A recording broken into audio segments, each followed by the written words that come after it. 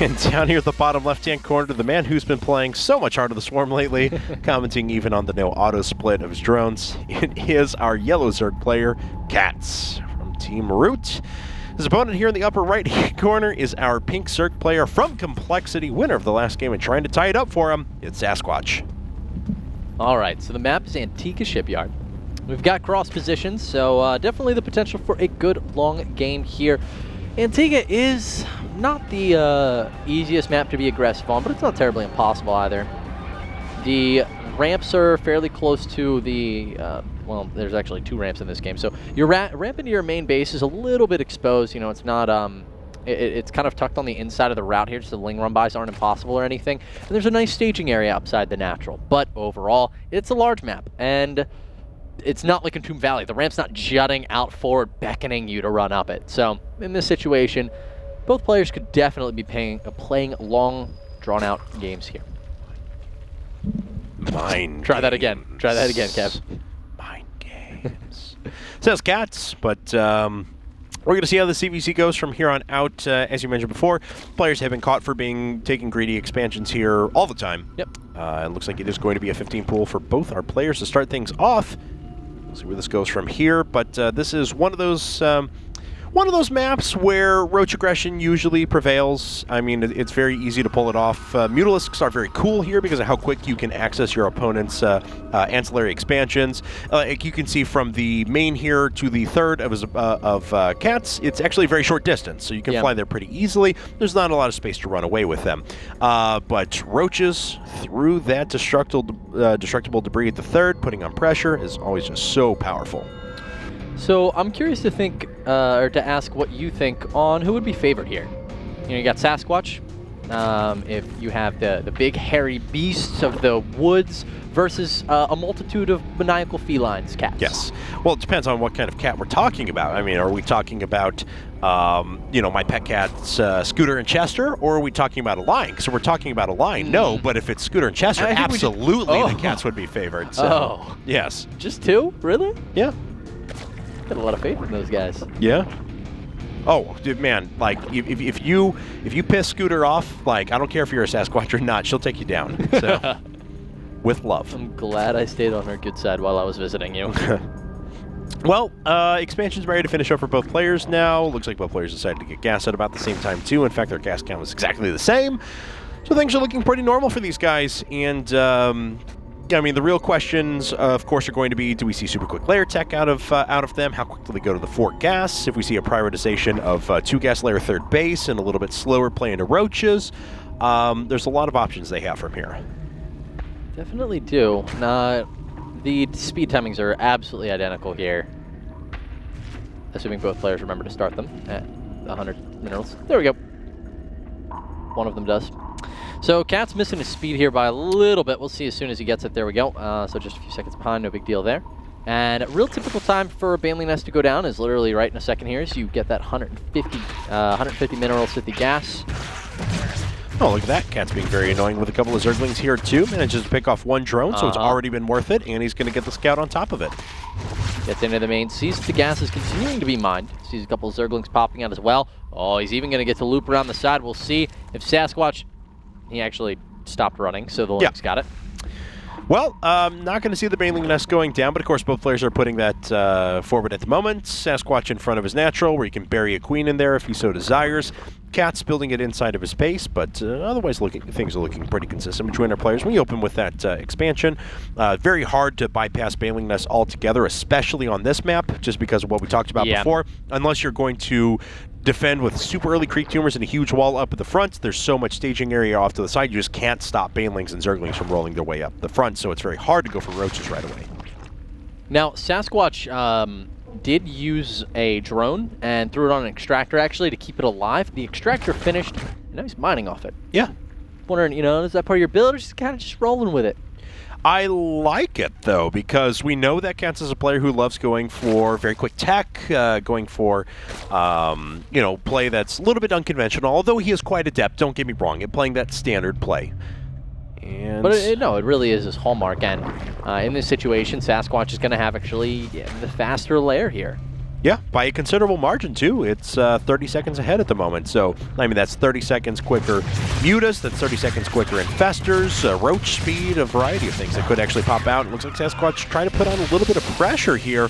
Being driven away pretty effectively. Cats with these 3 queens is actually doing a nice job of defending and not allowing any of these banelings to get through. And keeps his own baneling alive, too, but the Zerglings do start to sneak into the main. Yep, this is definitely going to delay some mining time. 1 drone picked off. Doesn't get a second one. Baneling contact on enough. Will he get the transfuse? He had enough for a transfuse there. Yes, he did. And misses it. So unfortunate for Cats, but he is up in supply right now, 51 to 46, with a nice little amount of gas banked as well. And looks like Cat's going for that +1 weapons. Got his Roach. Roach is on the way, and now an infestation pit finally. So looks like everything's starting to hit for him. Both players actually going to go down the non-muta Roach Infestor route. Just Sasquatch, despite his much earlier layer, going to be quite a bit later on that infestation pit. All right, so Sasquatch at this point, he is going to need to defend against these links that Cats has coming in. Cats is... he could have picked off an easy drone there, but, you know, ended up encountering those banelings, so it's going to fall back for now. And overall, well, we've got a lot of gas here for Sasquatch, so he's got plenty of options available to him, and he didn't drop an infestation pit, pretty notably. Ooh, 1 baneling takes out 4 Zerglings, and 2 banelings for 2 banelings is not that bad of a trade for anyone, so looks like Sasquatch does a nice job of holding on there for the time being. We can see, though, that Cats does have his trademark burrow being started very early. Pathogen glands on the way. He'll get those infestors up. Very adept at running out with just a handful of burrowed infestors at any given point in time. All right, so both players now moving into Roach production. We can see the first Roaches for Cats beginning construction.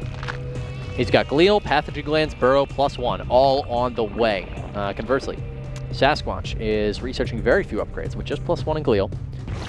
He is dropping his infestation pit at this point, so just playing a little bit safer, I think, wants to maybe take this game into the long haul, and we'll see if he can manage to make it to that stage, as, you know, now he is going to be a little behind on that tech. He's behind on the tech, but he puts down that 3rd base quite a bit earlier. And this is actually a pretty good time to do it, too, because Cats decided to invest in tech. And since he decided to invest in tech, he's not going to have a ton of units out there. It's going to be hard for him to put on pressure. Yep. And since Sasquatch had passed up his own tech in the first place, he has a few more Roaches with which to defend it. So calculate a risk there. We have advantages for both players now. Economic for Sasquatch, tech for Cats. But in the end, not going to matter too much. As Pneumatized Carapace is on the way. Yeah. No drops being researched, but at least we're going to have some speedy overlords. Cats is getting all the upgrades, and we'll see what it does for him. Lings are going to be retreating actually now back to home, as Cats has dropped a 3rd base, and his Glial Reconstitution is actually going to finish. That's going to open up attack windows for him if he decides to really try to exercise them, but I really expect both players to just play pretty conservative here, work on that drone count, saturate those 3rd bases, and then work from there. All right. Well, Cats now... about to finish up his 3rd hatchery, but of course it's going to complete a little bit earlier for Sasquatch. Just a moment. Looks like a baneling went off and maybe hit a couple of Zerglings there, but not too much to write home about. And otherwise, yes, dear mom, is that one cliche? Yes. See, but I haven't heard it before. Yes, I use lots of them. Nothing to write home about. Nothing to sneeze at. Mm-hmm. I remember actually our first cast used one I'd never heard before as well. Unfortunately, I don't remember it because I haven't used it since either. You must have quite the plethora. Oh, look at that Pneumatized Carapace. Cats is like... such a factor. Just paid for that upgrade. No, actually he didn't. But limiting the energy on the infestors is annoying. You know, only needs 1 more. Nice job. That Overlord. Watch that Overlord still dies. Oh, come on. No, Cats. If you let me down like this, I will disown you. I will just make he'll fun have of to you drop on another Skype infested repeatedly. Terran. Those are dead. Yep. Those are dead. They simply ran out of time. Oh, well. Okay, so... Woo, that was a close one. Dodged a bullet. You guys can tell how much we love mid-game ZVZ. Well, in really, this stage, a lot of times you got one player ahead, and so they're making some crazy moves. But in this situation, both players were very even. So we didn't see a heavy swing, and consequently, there's just a lot of static play. That's right. And Cats has a couple more infestors out, I believe, overall. Let's see here. No, it is just 5 to 5 at the moment, so... 12 to 22 on the Roach count. Right, and Cats is investing once again in tech. He's got his Hydralisk set. Now, of course, if he's able to hold off a big attack here, he's going to be in a really good position because he'll be able to follow this up with just whatever units he wants. But there's even drones with this attack, Kevin. How's he going to hold off drones? Oh God, why are those? Why are those there? Are we going to see some spine crawlers here in a second, or are those? That's just an accident. That's got to be an accident. Completely. He's just too fast for his own good. In the third base right now. Infested Terrans. I love that Infested Terran That's really toss. cool. That is the Hail Mary of awesomeness. And it saves that base, too. I mean, that would have been a lot of dead units. Cats gets a few units fungled up in the front. He's already used the vast majority of the energy on these infestors. In fact, doesn't even have enough for another fungal growth or anything along those lines. So Sasquatch does a little bit of damage here. He's got enough Infested Terrans to start driving this back. Cat's trying to bring his in from the side, but can't get it done. But he does hold on. He held. Cats holds that attack beautifully, and much like Tarzan. 134 supply now to 145. Hydras are going to be a factor in the near future. Cat should just start spitting a couple of those out right away, and he does for them on the way now. And that's going to make it so much easier to hold any follow-up attacks here from Sasquatch, and Cat is going to be ahead in a lot of regards. Interesting. Not sure what those Infested Terrans were there I guess for. a lot of regards is really just 3 upgrades in a tech structure, but hey. Ha! In so many regards. Yeah. Hit squad. That's right. I was wondering, thank you, Vive, for catching on to that too, because I was wondering what exactly this 75 energy was being allocated for.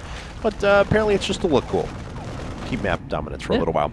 All right, so we're at the point now where Hydralisks are being added on for Cats, but Sasquatch knows that he needs to catch up in that regard too, so manages to make that up. Hydralisk 10 is just about to finish. Neither player is trying to extend to go to a 4th base. It's very difficult in ZVZ to try and do so. If you split up your forces, you're going to get killed with 1 big attack. If you don't keep your bases defended, though, a small hit squad of a couple of infestors or, say, 4 to 6 roaches will easily be able to dispatch of the base. Yeah, definitely the case. Cats is moving out towards the middle of the map. That's going to give him control. This will open opportunities for Sasquatch, though, with his very mobile army. Actually, 13 Hydras just popped out for Sasquatch, so that's going to make it tougher to go for any sort of a surround sort of play when your opponent holds the middle. And you don't want to stray too far forwards, of course, because then you kind of help the reinforcement path for your opponent. Sasquatch is going to move out and try to assert this position. Cats is going to be holding the middle, and we'll have to see if Sasquatch, he is going to hit with a multi-pronged attack. Got to make sure those Hydras are not caught in the back and getting hit by the Roach strike force. That's right. All right, Infestor's making their way up, and it looks like he's going to try and engage. This is a very difficult position for Sasquatch to try and move up the right-hand side, but he's done a nice job of using his Infestor energy the whole way. I'm really surprised he actually didn't get punished for trying to move up from around the side. But Sasquatch still makes us through. He establishes the high ground, but Cats has enough forces that he starts to push this back. That was the upgrades at 2-1 versus 2-1. Yeah, they've been identical back and throughout pretty much this entire game, but overall, Cats had a really nice maneuver halfway through that engagement. He had a lot of roaches on the right that were actually just kind of doing the blender, you know, they're all together, kind of mishmashing with each other, and he pulled them back and sent them down around the right-hand side for a flank. It was a really nice maneuver. He took out a lot of Hydras, but now Cats is actually standing to take a good amount of damage here. He knows the Hydras can't retreat, so he burrows them. Super nice, and is going to be able to string in with these roaches that are now making their way across the map, be able to reinforce these. That's right. Oh, but the Overseer actually catches up in time, and most of the Hydralisks end up dying anyway, so Cats throws away a lot of the game that he had gotten for himself. And now all of a sudden, Sasquatch finds himself in a pretty good spot once again. Now that's just a lot of Overlords flying over, and I can't see anything. It does make it a little tough to realize the position Sasquatch is in, which is really nice for him, with Sasquatch can, of course, just click the hotkey on his units and know how many he has. Oh, and it looks like Cats was trying to fake it, to drop off to the right-hand side to pull some units out of the way, but Sasquatch didn't take the bait, and Cats, it doesn't pay off for him. All right, so now we've got ourselves 157 supply to 149. Spire and Hive fit in somehow by Cats. He also has this 4th base, which as this game drags on will make the difference if Sasquatch is not able to break it. All right, well, Sasquatch now is a little bit up in supply. Let's take a look at the overall unit count, I should say. Yep. 30 to 39 roaches, but of course, 5 infestors, 3 Hydralisks sitting around for Sasquatch as well. So those infestors make such a difference here. And they're not quite enough energy for fungal growth, but very quickly they'll be there. Trimester asking, he is infestor, so he wins, right? Well, actually, this is a bit of a tricky situation. 2-2 actually start at the same time for both players, but as you were pointing out, Kevin, with these infestors not having enough energy here for fungals, Cats has definitely the advantage with that concave, but the Hydras in the back are definitely going to be adding the damage, and Cats has to fall back as these infested Terrans spawn, perhaps as they will be adding in the damage, but no, he did too much damage early on, and is now going to be able to stutter step forward, clean up a lot of these Hydralisks. Right. And overall, this is actually swinging so back and forth. Right, but the Hydras haven't been engaged on yet. I think 2 of them died during that entire fight. Only Roaches were dying. And so those Hydras were sitting in the back and just DPSing away. They have such high DPS that they were actually able to push this back. So what started as, you are exactly right, that started as a brilliant engagement for Cats, but nothing ever touched the Hydras, and they do so much damage. Now he needs to stutter step forward. The Hydras, of course, very squishy, but adding all that extra damage. Hydras are starting to fall now, and that is really important for Cats. He's going to be able to fall back here, but he's down about 10 supply. Incredibly close between these 2 players, but Sasquatch is continuing to get free units from these Infestors. Yeah, I mean, the Infestors are certainly providing a bit of a difference too, but he brought 11 Hydras to the fight. There's still 4 alive, and yet probably 45 Roaches on both sides have actually fallen. So an incredible job by Sasquatch to be able to take that engagement. He kills the base, he establishes his own 4th, and now finds himself at a massive advantage. Here's the thing that Sasquatch does right when he gets this advantage. He fell back. Kevin, when Cats got the advantage, he continued to push. His Hydras got caught out of position. He tried to burrow them, but he still lost them, threw away 10 Hydras. Those 10 Hydralists would have entirely made the difference in that engagement for Cats. Probably won him this game. Now he's down 30 supply and a base. All right, well, fair number of changelings in the middle of that army, though, just to check things out for Cats. But as we can see, I mean, there's a great economy now for Sasquatch. He's up a base in production. On top of that, upgrades are all, let's see, what, 2-2 for Sasquatch. Let's grab a unit here. 2-2 for Cats. So yep. Sasquatch just has an advantage pretty much everywhere. If the upgrades are the same and he has better units and better control, then he's going to win. Yep, Concave too big right now. Infestor's throwing down that Terrans as well. This is going to be it for Cats. Sasquatch going to tie up the series. 70 supply now ahead of his opponent. There's the GG. Wow, all right, so a big turnaround that game. Cats had some big advantages there, but Sasquatch once again being able to fight his way back. Very cool stuff. Yeah, it was a very clean game throughout most of the set. There weren't too many engagements, and what there was with the Ling Bane in the early game was held off very nicely by both players. And then a couple of mistakes made back and forth, which ultimately led to Sasquatch taking the W. All right, well, that's 2 in a row for Sasquatch. We're tied up. It's 3-3. Coming in next for Root is another Zerg player. We've got Vibe. A very good Zerg player. Yeah, quite so. All right, guys. WCS well, Canada man. Yeah, showcasing some skill. One of the absolute best players out there. Won actually WCS US. So, oh yeah, no problem. But anyway, thanks for the help, man. I got you. I got you. Can you help me throw it to commercial now? I got you back. Ready? I'm weak. Hold on. We gotta sell tickets. That's our job now. Okay. Actually, we don't even want to sell tickets. We want to give them away for free. Does that qualify as selling? Yeah.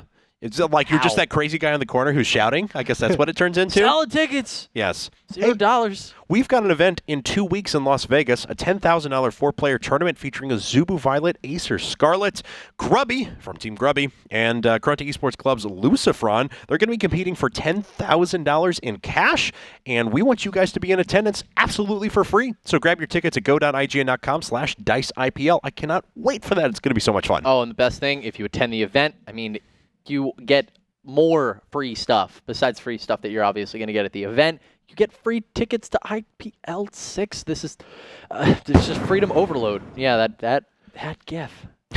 It happened. Love it. Yeah, that's right. So if you want a free ticket to this match and you want a free ticket to IPL 6, then go.ign.com/diceipl is where you want to be. And of course, you actually have to be at the DICE event to get your ticket to IPL 6. So you can't just grab this and then expect to go to IPL 6 for free. Shame on you. All right, guys, quick commercial break. We will see you right after it.